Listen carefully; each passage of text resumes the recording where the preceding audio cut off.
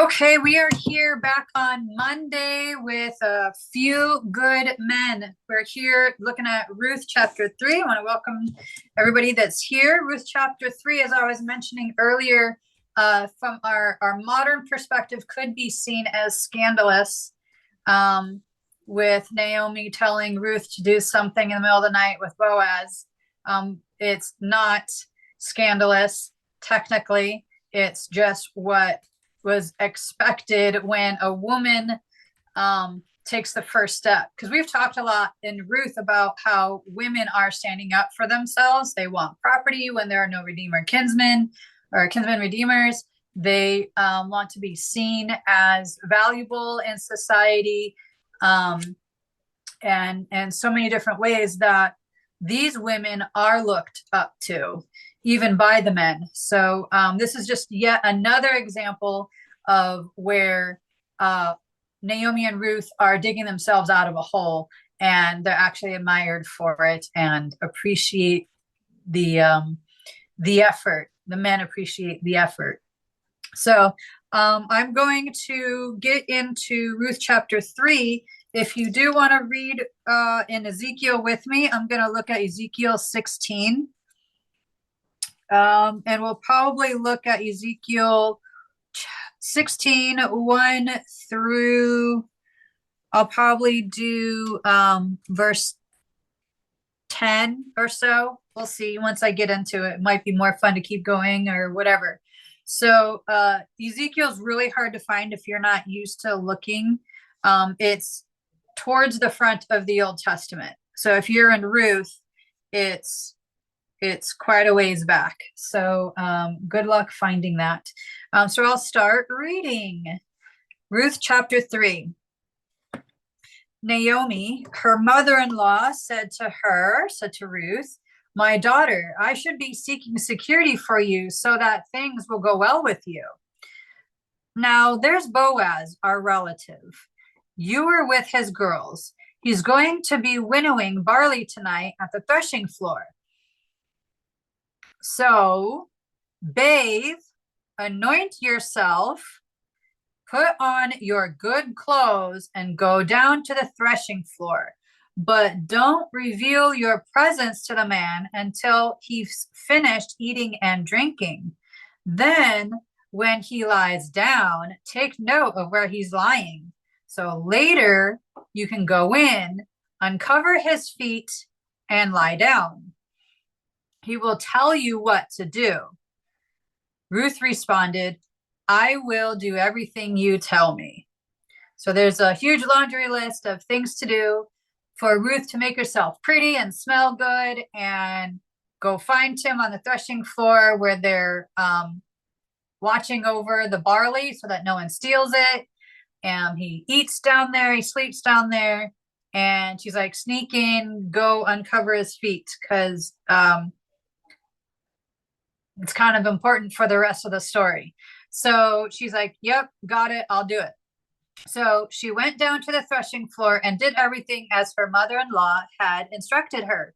After Boaz was through eating and drinking and was feeling good, he went to lie down at the end of the pile of grain. She stole in, uncovered his feet, and lay down. In the middle of the night, the man was startled and turned over, and there was a woman lying at his feet. He asked, "Who are you?" So it's so dark, right? There's no lights on. And she answered, "I'm your handmaid, Ruth. Spread your robe over your handmaid," meaning me, "because you are a redeeming kinsman." He said, "May Adonai bless you, my daughter. You are brave for coming here in the middle of the night. Your latest kindness is even greater than your first, and that you didn't go after the young men, neither the rich ones nor the poor." So he's basically saying, you could have had anybody. Like, you're here looking for me to be your kinsman redeemer. Like, okay, that's pretty impressive. "And now, my daughter, don't be afraid. I will do for you everything you say. For all the city leaders among my people know that you are a woman of good character. Now, it is true that I am a redeeming kinsman,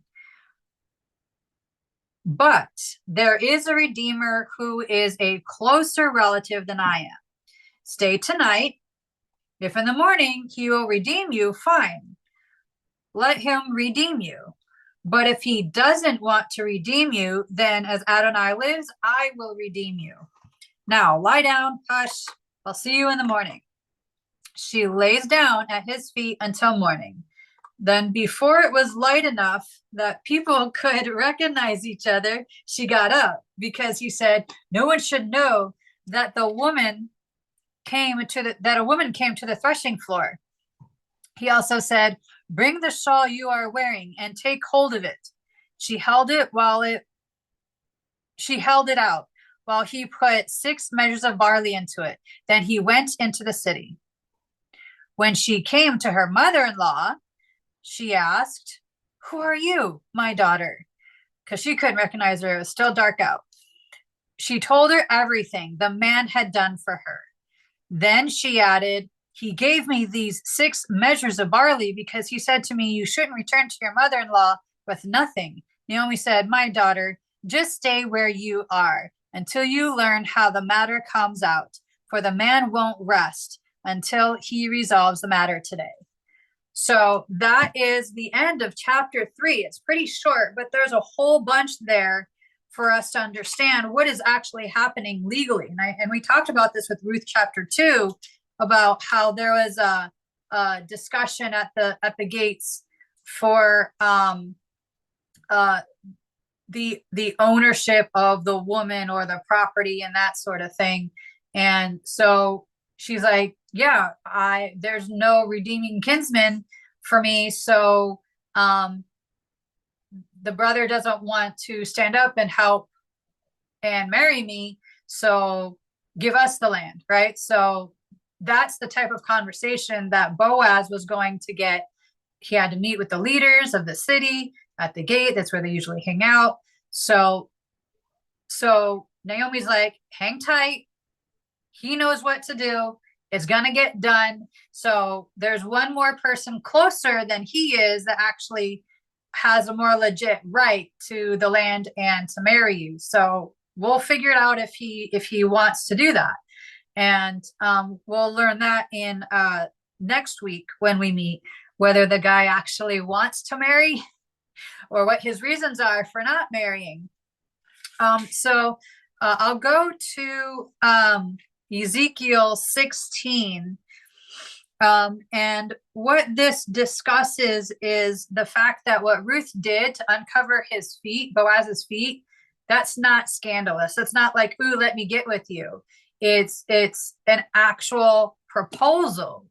That's what she was saying.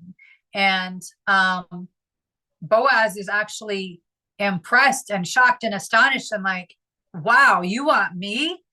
Of all the people you could have, you are asking me. And obviously there's a plan for it because they're related a little through the generations, through, a couple lines separated. So it wasn't just like they're direct brother and sister or anything, but there is this legal obligation for there to be a kinsman redeemer for her.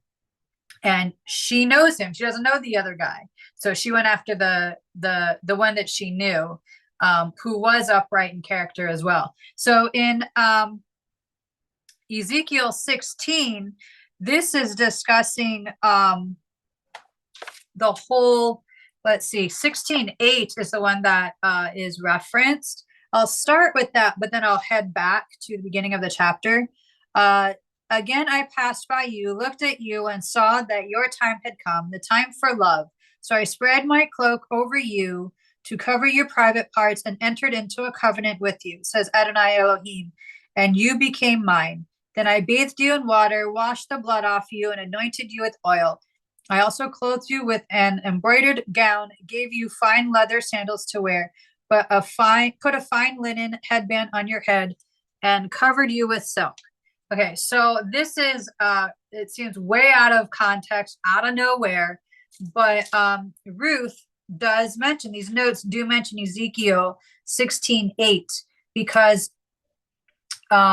when you go to uncover the feet and lay down, that's not scandalous. Ruth's actions here have nothing to do with sexual innuendo, as some think. She is unashamedly asking Boaz to marry her. So Ezekiel 6:8 is where she's getting this from, because she, again, has been in the Jewish faith for 10 years. And so she's learned a lot of what's been put together in the scriptures that the Jewish people actually read. And this is a symbol of the marriage between God and Israel, because God is the one that marries, right, Israel, just like we talk about today, how Christ is the bridegroom and marries the church. That's how tight Israel and God were supposed to be. And just today, this is how the church, us individually, are supposed to be in tight with Christ. We are supposed to be living in a life, preparing ourselves to be a good bride, to be upright in character, and how we're supposed to be preparing ourselves. And he's preparing a place for us. That's the bridegroom's responsibility. So he's in heaven preparing a place for all of us. So here is the entire beginning of Ezekiel 16. The word of Adonai came to me. Human being, make Jerusalem, or Yerushalayim, realize how disgusting her practices are. Say that Adonai Elohim is telling Jerusalem, by origin and birth, you are of the land of the Canaani, or the Canaanites. Your father was an Emori, and your mother was a Hittite, meaning from two different countries. As for your birth, on the day you were born, nobody cut your umbilical cord, washed you in water to clean you off, rubbed salt on you, or wrapped you in cloth. No one seeing you had enough pity on you to do any of these things for you. No one had any compassion on you. Instead, you were thrown into an open field in your own filth on the day you were born. I passed by you and saw you there. This is God speaking. Wallowing in your own blood, and as you lay in your blood, I said to you, live. Yes, I said to you, as you lay in your own blood, live. I will increase your numbers just like plants growing in the field. And you did increase. You developed. You reached puberty. Your breasts appeared and your hair grew long, but you were naked and exposed. Again, I passed by you, looked at you, and saw that your time had come, the time for love. So I spread my cloak over you to cover your private parts and entered into a covenant with you, says Adonai Elohim, and you would be mine. And then I bathed you in water, washed the blood off of you, and anointed you with oil, and clothed you with an embroidered gown, give you fine leather sandals to wear, put a fine linen headband on your head, and covered you with silk. I'll read a little more to give you more of the imagery. I gave you jewelry to wear, bracelets for your hands, a necklace for your neck, a ring for your nose, earrings for your ears, and a beautiful crown for your head. Thus you were decked out in gold and silver. Your clothing was of fine linen, silk, and richly embroidered cloth. You ate the finest flour, honey, and olive oil. You grew increasingly beautiful. You were fit to be queen. Your fame spread among the nations because of your beauty, because it was perfect, due to my having bestowed my own splendor on you, says Adonai Elohim. But the story keeps going. If you want to read it, it goes into how Israel, as this queen, as this baby who grew up, was found in the middle of nowhere. God took care of Israel, but for a time, yeah, they were good, but Israel wanted to look at other men, so to speak. Even though he picked her, Israel is a her, Israel had her eyes on other men. other nations, other idols, other traditions, because when you cheat on God and you don't follow his laws, and when you don't live up to the standard that he has for you, then in scriptures that is considered cheating or whoring, to make it kind of extra graphic. But over time, yeah, Israel does come back, like in and out, in and out, in and out of the relationship with God. God is so patient. That's why God gave Israel all of these prophets to forewarn Israel, don't go that way, don't go that far. There's a famine, there's all sorts of warnings. You need to be careful. Come back to me. I'm here waiting for you.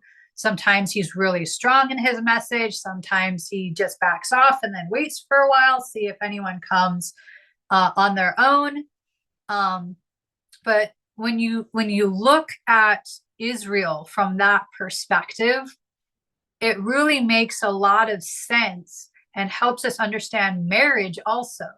It's not just a bunch of people throughout the centuries and God, rules that you have to follow and that sort of thing.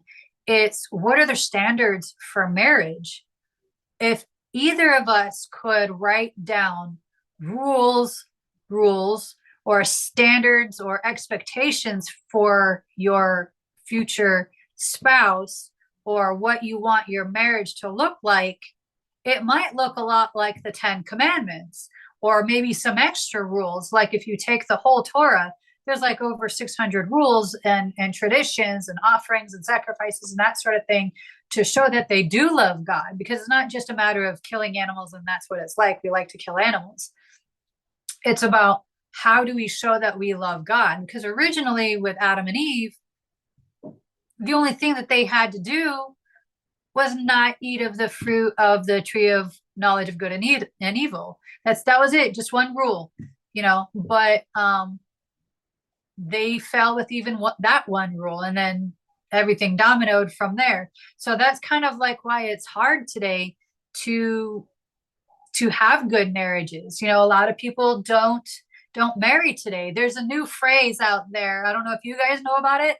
It's called a dink, right? A dink means they're double income, no kids. So a lot of people are saying, yeah, why would we get married? You parents are all stressed out. We saw our own parents. Like, why would I put myself through that? I want vacations. I want more happiness in my life. I want to not be tied down to having kids. I want cars or the freedom that work gives me. Not worry about, the stress of being a parent or whatever. So they have their standards, and marriages and those standards are different from standards where they do want kids. And eventually they probably will change and they'll think about the future. Not everybody's going to have kids, and that's totally fine. It's not in the cards for everybody. But the ones that are presenting it as better than a family with kids or a marriage with kids, they're presenting it with a bunch of hubris.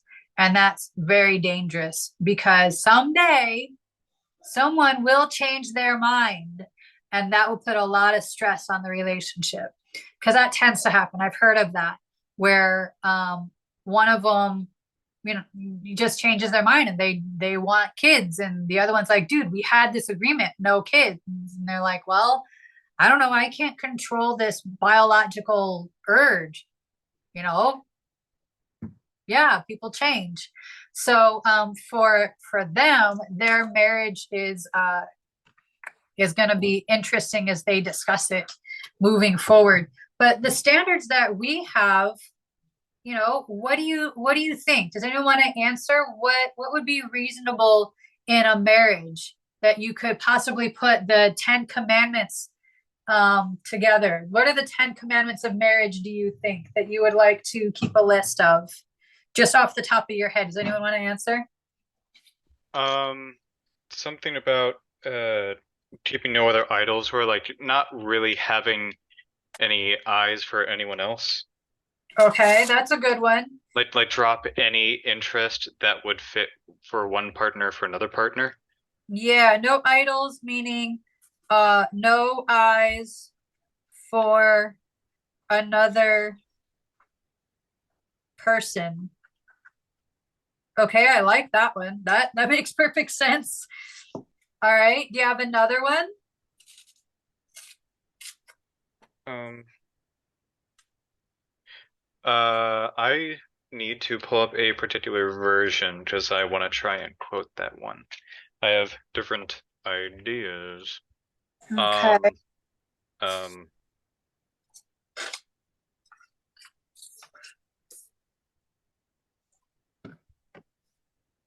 And Bryce, you can chime in too. What do you think would be a reasonable rule in a relationship or a marriage that would make perfect sense that both you and your wife could agree on? I think definitely being able to call the other one out when they're wrong. Because I notice a lot what people really don't enjoy is being called out when they're wrong. And instead of taking it personally, using it to better themselves as a person and have that influence Yeah. their decision making in the future. That's what Yeah. I try to do. Like I try not to take things too personally and understand that even though I'm wrong now, currently, it prevents me from being wrong in the future. And Yeah. so it'll sting now, but the sting helps in the future. Right, because the understanding is that they're not there to hurt you. They're there for the relationship to get stronger, right? That's why they're speaking up because they care, right? Yeah. Yeah. And Yeah. even though it's it's criticism on you right now, you have to not take it personally and understand that they're doing it to help you. And it's not to shoot down your character. Yeah, absolutely. I love that. Yeah, I've that's had good. difficulty figuring out how to explain what good communication is because I do hear videos for like this is how you make good communication for making characters.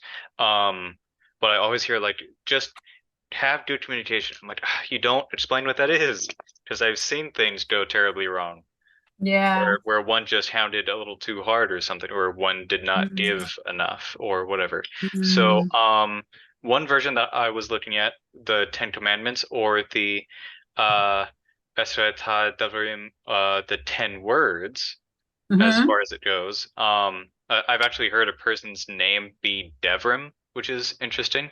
mm, A rare word, but I've found that name before is not kidnapping, or basically in the sense on not forcing a marriage, sort of. It's like, sure, mm, there is, don't worry about the love part, just get along, basically. mm, Um, but don't like try to trap someone into whether the arranged marriage parents in mm, agreement sending their kids off away, but more so mm, in the sense on kidnapping on don't trap whoever you're trying to meet with mm. in that sense. Interesting. Like, don't, there's a couple ways that that could actually Because it happen. seems like an agreement, right? Yeah, because like I'm trying to imagine a scenario and I've got a couple scenarios so I could write it down because I don't want to just say good communication because I kind of think you're a little deeper than that. Where you're saying don't trap the other person. It could be don't guilt trip the other person, um, or don't promise things that you really don't mean, right? Like we were talking about having the kids or not. Um, so what's a you want me to just say don't trap or what's a good way to say it? Uh, D- uh, yeah, don't trap. Don't set up. Yeah, don't trap. Don't set up any. False expectations?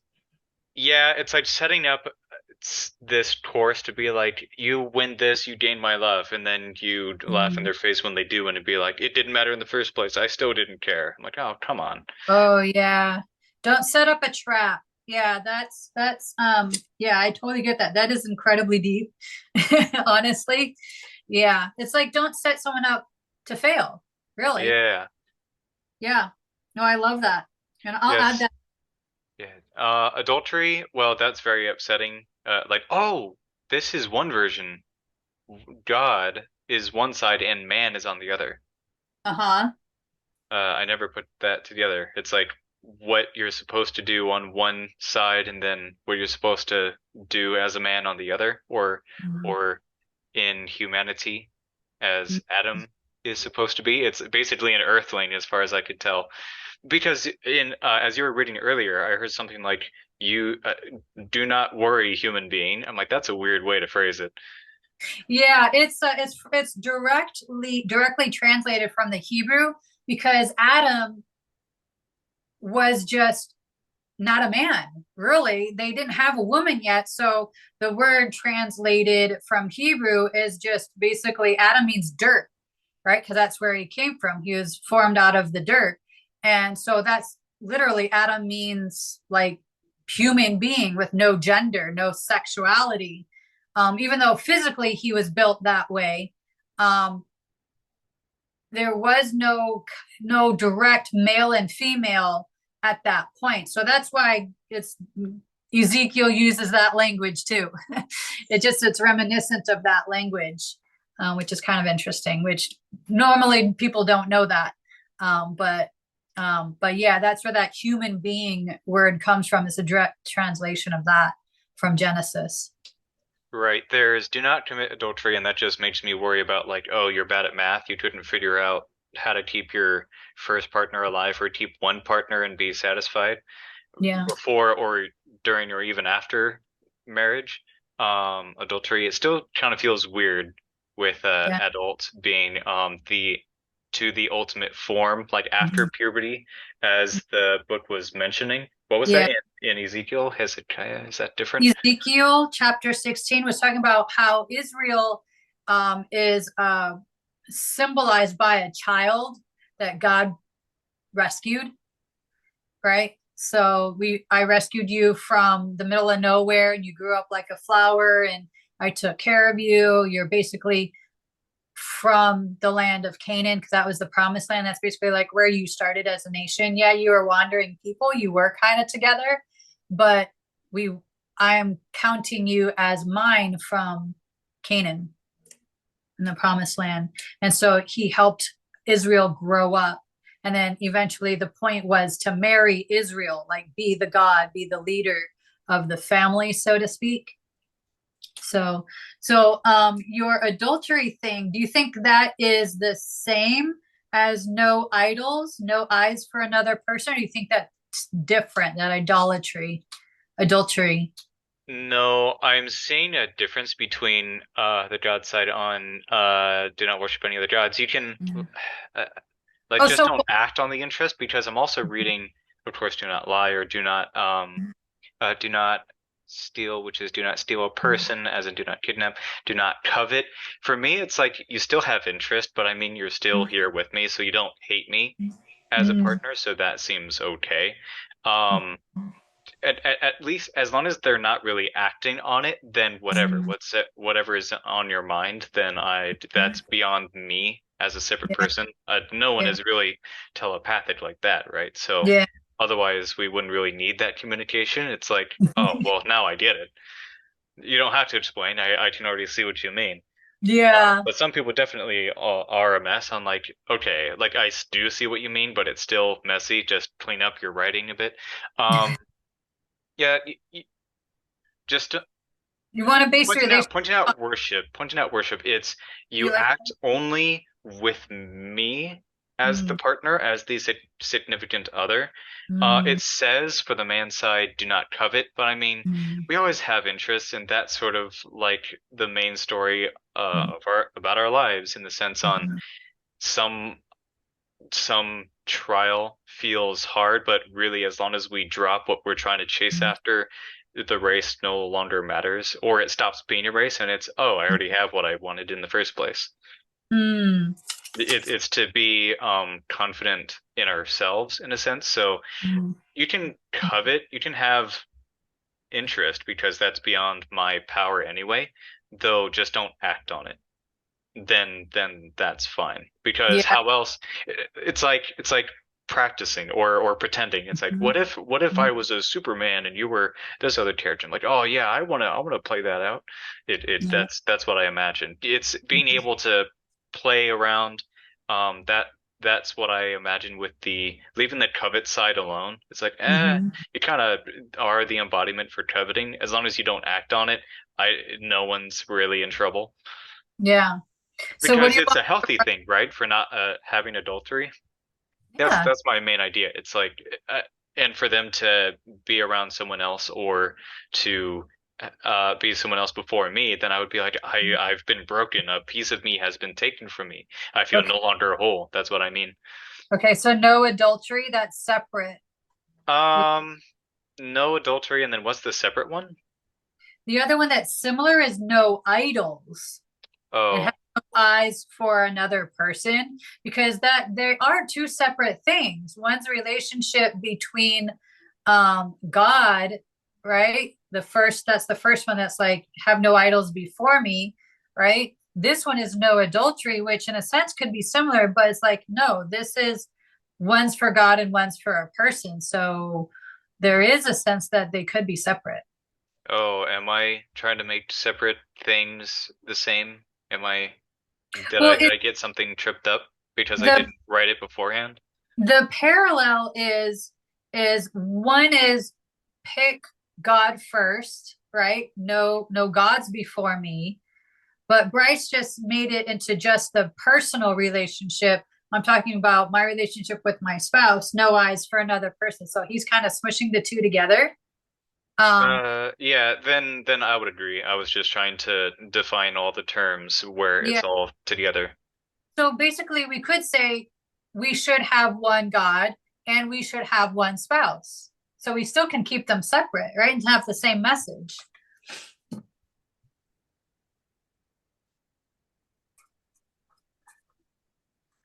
Okay. So how about another one?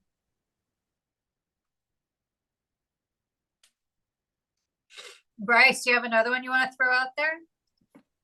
What was the question again? So we have basically one God and one partner. We have we want the freedom to call the other person out when they are wrong without them being defensive, so that each person can learn. Don't set up a trap, meaning don't set up the other person to fail. So, what other rule would you want in your relationship or expectation would you want to set up? Um, I know I have more, but I can't really think of any right now. Yeah, I mean, it seems like that would be enough, right? It's like, what else do you Well, need? well, that's a big one for me. Like if I don't have the freedom and if we don't have the trust in each other's judgment to correct the other one's mistakes without it being taken personally, Yeah. that's just a big one for me. Yeah. What about don't steal? Is that okay? Like, what if they Don't take steal is a your big food? one. Yeah, sure. Don't steal my food. Yeah, I'm saving it for respect later. boundaries. That's a big one. I'm pretty big onto line, so I would put stealing in line to be the same. We had a 152 guy come in. Don't steal or lie. Yeah, don't Yeah, don't be don't fake. steal or lie. That's a big one. Oh, yeah, don't be fake. Don't Don't be don't fake, sure. don't don't be Yeah. what is it? Don't be Don't be don't be superficial. That's what it is. don't be superficial, yeah. It's pretty easy to tell, but kind of difficult to. Mm. It's easy to notice, but difficult to explain, which is what I Mm, mean by how anyone can tell when they notice. It's like, well, I all I can say is that I get this ping. It's like, oh, there's something out there. But being able, that's noticing something, but being mhm. able to tell is like, I will go in depth and explain what the situation is. Um, so a tell for being superficial. How do I explain that? You can just sort of tell that they're being fake, basically. They're chasing Yeah. after, they're sort of coveting, chasing after, Yeah. They're more than coveting. They're actively acting on their covetous feelings on I want to chase after what this represents, and they seem to not fully they seem to fail at representing what the to what end achieving that is supposed to represent. So Yeah. it's I just want to be popular. I'm like, okay, at to what end?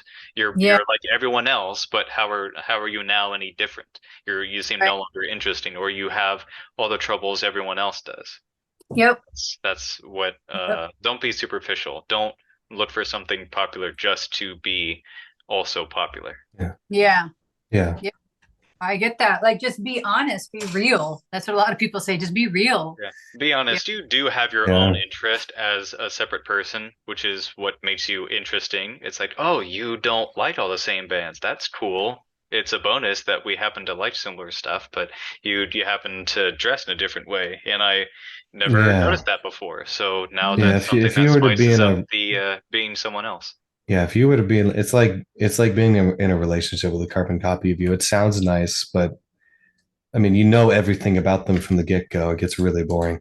Yeah. Well, I listened to a video today, an expert on the attachment styles, the way you bring your the way you interact, the way you bring yourself into a relationship. And I don't remember all of them, but basically the way people bring themselves or react in relationships, they're similar to how they were treated in the first 2 years of their life. It just gets No, ingrained in sorry, you. oh wait, What? I'm still unmuted. Sorry. Oh, go ahead. Ignore me. Yeah, so the attachment styles are interesting. I don't have it all memorized, but some people are they love people too much. Other people, when they do get criticized, they just shut down, and so other people, there's just like four ways to think about northeast, southwest. And so when people approach a relationship, they approach it based on how their parents treated them, whether their parents put them up on a pedestal and never corrected them. They'll approach the relationship expecting that, or maybe their parents were so harsh, and they were in an argumentative, critical relationship with their parents. So they'll bring that to their relationship also. It's just very interesting how that was all part of that video that I saw today. And people bring that into their relationships, and it's something that you're not stuck with. When you're 0 to 2, yeah, you are kind of stuck with what your parents do to you, but or how they act around you. But when you're older, luckily, and you do get into a relationship and people are open, they can change, which is kind of a saving grace early. So are there any more 10 commandments? We've got a lot already. Yeah. We're on 6. Well, a difficulty I'm having is separating or not having this idea on being married to oneself, because you have to treat yourself well, be healthy, and not get yourself in trouble. And you have to be okay with yourself before putting that onto others or demanding anything from anyone else, because we all have responsibility on ourselves, right? Yeah. So an issue I've noticed is how marriage between insecurities feeds into a downward spiral about blame, vulnerability, and chasing validation. Satisfaction within isolation. Oneself must be found before, not from marriage.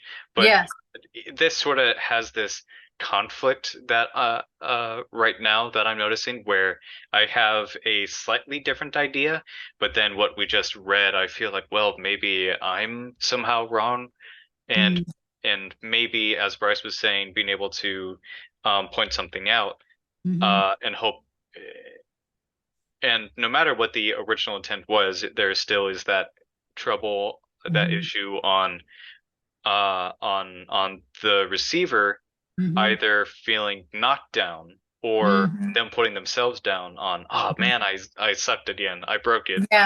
Yeah. Well, I wrote down healthy self. There needs to be room for people to take care of themselves And like your example is, yeah, there is a sting when someone says, that hurt, what you did, even though you didn't mean to hurt or say something rude or whatever, you did something without me, I wanted to do it with you, whatever.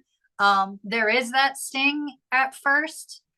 It's good to have that open discussion, because then that means they're not holding it in, because that's another approach to relationship, is to hold things in, and that's not healthy either, right? Because it'll eat up the other person inside, and then the other person doesn't know there's an issue, right? And that can cause a lot of turmoil, not just for the person holding it in, but it's like holding a secret, and the other person doesn't know that there's anything wrong, so they're just like, whatever, let's just go do this and this and this, and they don't realize that the other person is harmed by something. And so it's important to have that. Okay, so is there anything else? We're on number 7. I guess I have to look at another version. Ten Commandments. I keep seeing a bunch of word puzzles. Show me the idols. Let me What see. about jealousy? Jealousy is one of them. Jealous? Don't be jealous. There's Oh. also the Sabbath day. Remember my anniversary? Remember my birthday? I mean, celebrating on the day and not freaking out about it, that seems pretty important to be. I guess I'm having difficulty not recreating our own version of the Ten Commandments, but I noticed that, like, oh, wait a minute, I'm not supposed to copy the Ten Commandments. I'm supposed to make a modernized version, and I sort of only now noticed it halfway through, because I feel like, nah, some things kind of like fit into each other at the same time. Yeah. So then, yeah, I mentioned that because I was looking at the adultery part. The reason for worrying about adultery is putting all this energy into, beyond the sickness part, even for this to be someone else's kid, it's like, wait a minute, I thought this to have been mine. And then you're burning energy on someone not in the Jewish family, as the old times would go. They would spit on you and throw their shoe at you or something. If it's the women's right, if someone, if there is no kinsman redeemer and they don't want to, they're like, you don't want to stand up and help your brother have a family. That's a shame. That's a shame. So that's where that came from. Yeah, that's it. It turns out to be a shame on becoming a drain upon society. Yeah. That was the weird thing. What do we have so far? Oh, jealousy? Yeah, we haven't used jealousy. Does that fit, or can you think of something else? Because we can separate the stealing and the lying and the being fake. I mean, that's 3 of them basically right there.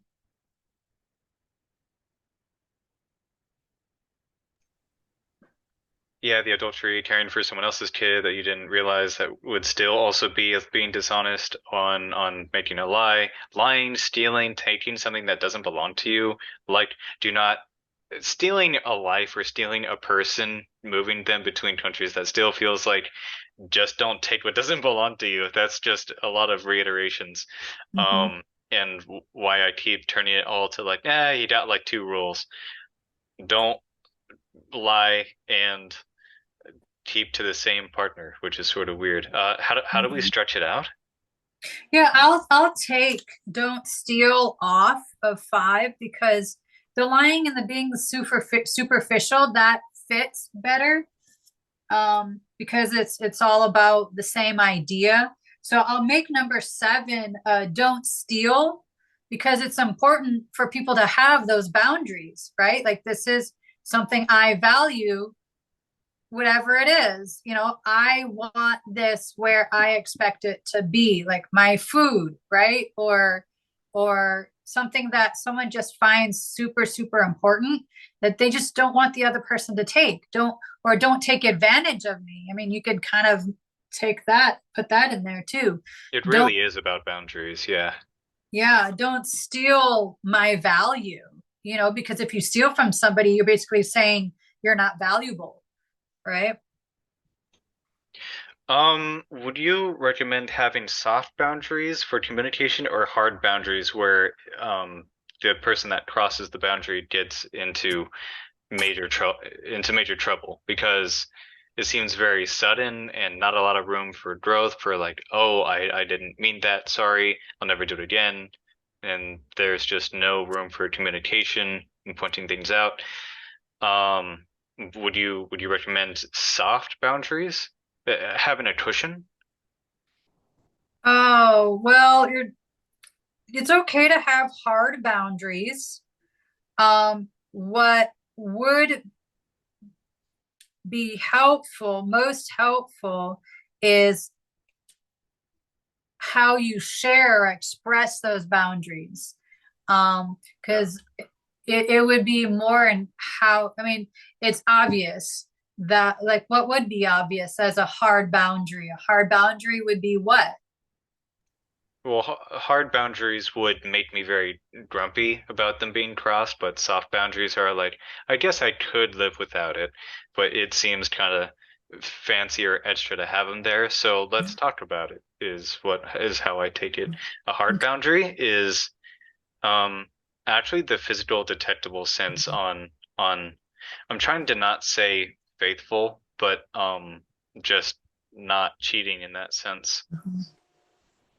Yeah, I think that's already In, in. in in keeping true, it's something we already have in there. Yeah, Just keep it between the rings.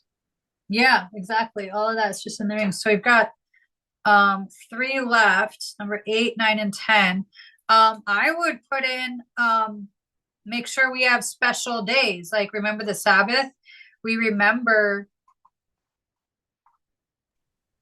to, Separate work time and break time.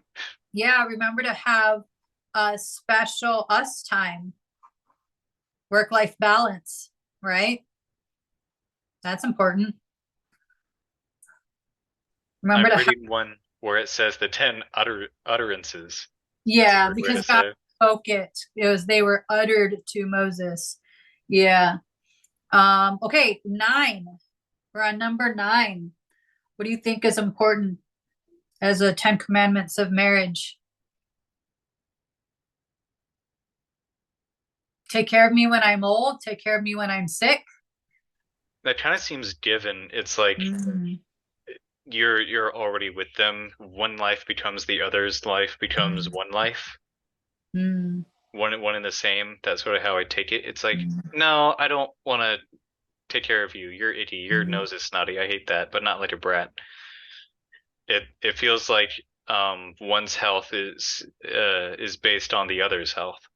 mhm, And to keep the other going, keep that personal society going, sort of like a mhm, president keeping the citizens as their own kids.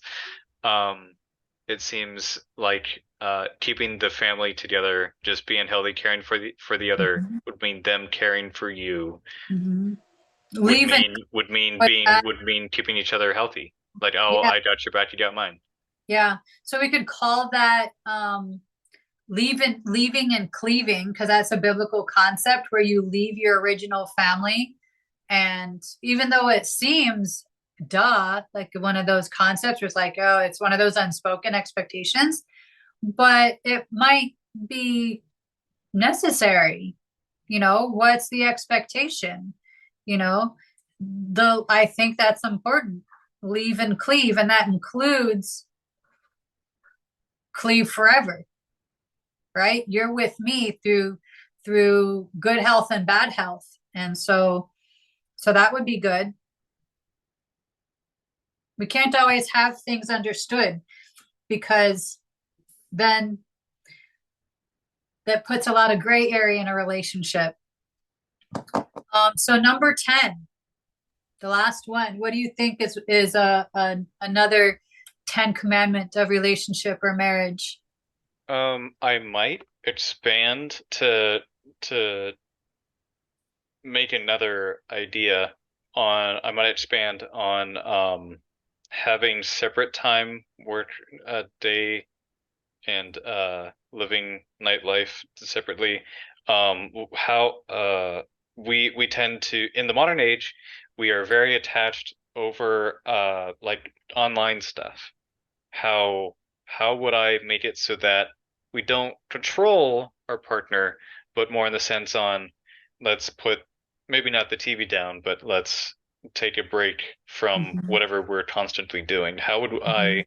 How would that be rephrased? Um, Maybe doing things together, but that sort of like special days and that kind of feels put together. yeah. Um, and no false witness. But something similar but separate than that. Well, there is the honor thy father and thy mother, but I still sort of feel like um leave and cleave. Mhm. Yeah, Um, well, you're honoring your parents by, okay, you have your life, mom and dad. I'm going to have my life, right? And that kind of respects both sides, the old relationship and the new relationship. Because how many parents, independence, yeah, even between partners, yeah. how many parents want, you know, 8 kids living with them, your 4 kids and their spouses? That's crazy. That's insanity. Some people might like it if you have a big enough house and whatever, but I think it shows a sign of respect for that independence. I like that, the way it comes together. um what Leave else? them be in the sense leave them be on they'll be there. You just have to do the work to be attractive enough where you have the gravity, I guess, on where your partner orbits you, Mhm. where you're not micromanaging them. That would feel like give them space. Mhm. Pass on the Mhm. trust between each other, as I heard Bryce say. Mhm. Like it just seems so exhausting to be like, yes, their life is also your life, though it Mhm. seems like, man, I I can't experience more than my own life anyway, so it seems Yeah. oversaturated. Yeah. Like give them space, be separate, work days and times, vacation days. Oh man. Man, now that I have to point it out, what do I do all the time? What am I spending all my hours doing? Well, you could just add work-life balance. There's special days to remember for us time. you know it's kind of separate from that work-life balance. You could also, you know you have to work, right? So understand that work-life balance, because you've also got words in here about a healthy self. That's personal responsibility.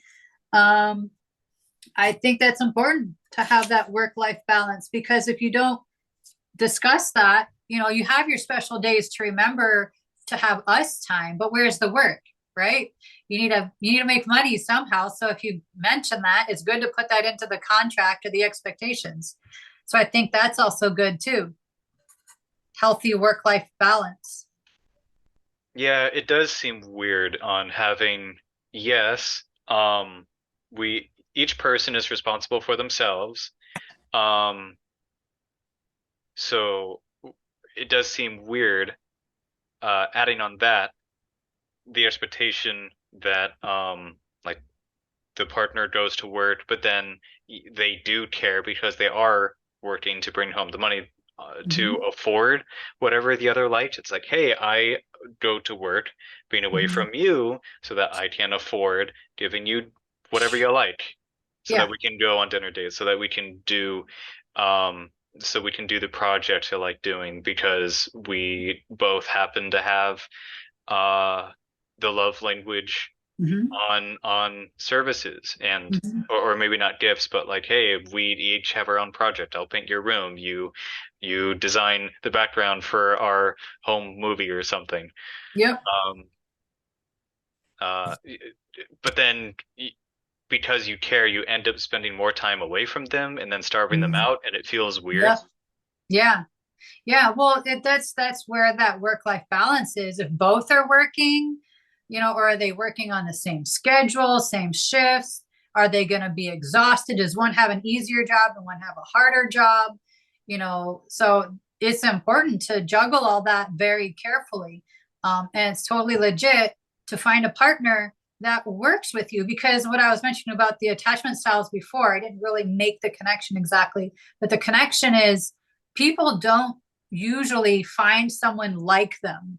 They find someone with a different attachment style. So when we're trying to talk about, the work-life balance, does one have an easy job and then they're ready to go and party the rest of the night, do exciting things, but then the other partner, they have a tough job and they're drained by the end of the day. You've got to be able to find that relationship balance and that work relationship balance as well. And I think that not all lawyers marry lawyers, not all doctors marry doctors, so it's kind of important to be careful in who you pick, because if someone is going to be so exact like you, that gets boring, that someone mentioned. But there's the other idea that maybe they're too tired for you. Maybe they're traveling all the time, right? So you've got to balance that work-life relationship too. And I like the 10 that we have, because it does echo the 10 commandments pretty well. Plus, Ezekiel 16 talks about how people grow up together and they get married. And so it's the Israel is the one that grows as a baby, becomes a teenager, becomes beautiful, stays close to God. But unfortunately, as you keep reading in Ezekiel 16, then Israel does go wander, to put it lightly. And God doesn't like that. Just like our spouse wouldn't like that, right? We wouldn't want them to have wandering eyes or have an unhealthy self or a very bad value of me, or they get defensive when we share that we got hurt or whatever. So yeah, I like this, and I'll text the 10 commandments out in the group text. So yeah, I am ready to ask for prayer requests, because then we can pray and move about the country.